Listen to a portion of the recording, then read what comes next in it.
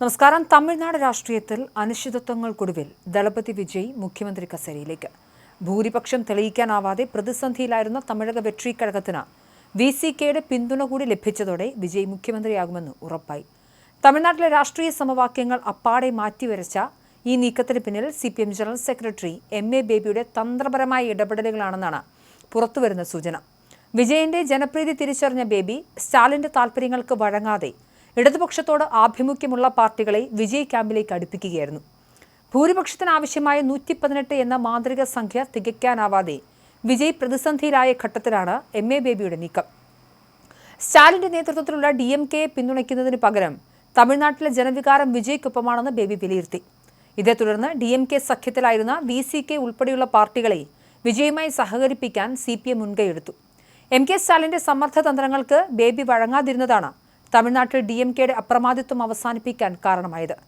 TVKയ്ക്ക് സ്വന്തമായുള്ള 107 MLAമാർക്ക് പുറമെ കോൺഗ്രസിന്റെ 5 പേരും CPM CPI പാർട്ടികളുടെ 2 വീതം അംഗങ്ങളും നേരത്തെ തന്നെ പിന്തുണ അറിയിച്ചിരുന്നു.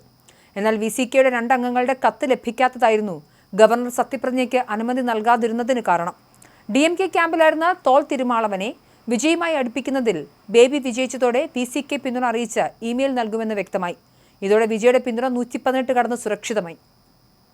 VCK നേതാക്കൾ പത്രസമ്മേളനവും നടത്തും. വിജയെ തടയാൻ എടപ്പാടി പളനിസ്വാമിയെ മുൻനിർത്തി TTV ദിനകരൻ നടത്തിയ നീക്കങ്ങൾ ഇതോടെ പാളിപ്പോയിരിക്കുകയാണ്.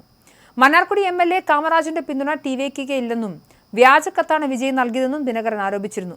എന്നാൽ കാമരാജ് കത്തെഴുതുന്ന ദൃശ്യങ്ങൾ പുറത്തുവിട്ട് TVK തിരിച്ചടിച്ചു. CPM ദേശീയ നേതൃത്വത്തിന്റെ പിന്തുണ കൂടി വിജയ്ക്ക് ലഭിച്ചതോടെ ഗവർണർക്കും സത്യപ്രതിജ്ഞാ കാര്യത്തിൽ കൂടുതൽ തടസ്സങ്ങൾ ഉന്നയിക്കാനാവില്ല. DMKയുടെ കുത്തക തകർക്കാൻ വിജയെപ്പോലൊരു ജനകീയ നേതാവ് വരണമെന്ന MA ബേബിയുടെ രാഷ്ട്രീയ നിലപാട് തമിഴ്നാട്ടിൽ വലിയ ചലനങ്ങളാണ് ഉണ്ടാക്കിയിരിക്കുന്നത്. കേരളത്തിലെയും തമിഴ്നാട്ടിലെയും രാഷ്ട്രീയ സാഹചര്യങ്ങൾ കൃത്യമായി അറിയുന്ന ബേബി സ്റ്റാലിനുമായി അടുത്ത ബന്ധം പുലർത്തുമ്പോഴും അധികാര കൈമാറ്റത്തിൽ വിജയെ തുണയ്ക്കുകയായിരുന്നു. ദളപതിയുടെ മാസ് എൻട്രിക്ക് ചുവന്ന പരവതാനി വിരിക്കാൻ ഇടതുപക്ഷം തയ്യാറായതോടെ തമിഴ്നാട് പുതിയൊരു ഭരണയുഗത്തിലേക്ക് കടക്കുകയാണ്. ചീഫ് സെക്രട്ടറി M സായ്കുമാർ ഗവർണറുമായി വീണ്ടും ചർച്ചകൾ നടത്തി വരികയാണ്. VCKയുടെ പിന്തുണ കൂടി ഔദ്യോഗികമായി എത്തിയതോടെ നാളെ രാവിലെ തന്നെ വിജയ് മുഖ്യമന്ത്രിയായി സത്യപ്രതിജ്ഞ ചെയ്യുമെന്നാണ് വിവരം. തോൾ തിരുമാളവനെ സ്റ്റാലിൻ നേരിട്ട് കണ്ട് മടക്കാൻ ശ്രമിച്ചെങ്കിലും ഇടതുപക്ഷ പാർട്ടികൾ എടുത്ത ഉറച്ച നിലപാട് VCKയെ മാറ്റി ചിന്തിപ്പിച്ചു. ഇതോടെ സ്റ്റാലിൻ സർക്കാർ വീഴുകയും വിജയ് സർക്കാർ അധികാരമേൽക്കുകയും ചെയ്യുമെന്ന് ഉറപ്പായിട്ടുണ്ട്.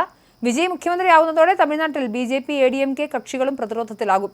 സിനിമയിലെ ജനപ്രീതി ഭരണത്തിലേക്ക് മാറ്റാൻ വിജയ്ക്ക് കഴിയുമോ എന്നാണ് ഇനി ഉറ്റുനോക്കേണ്ടത്. VCKയും ഇടതുപക്ഷത്തെയും ഒപ്പം നിർത്തിക്കൊണ്ടുള്ള ഒരു സഖ്യകക്ഷി സർക്കാരിനായിരിക്കും വിജയ് നേതൃത്വം നൽകുക.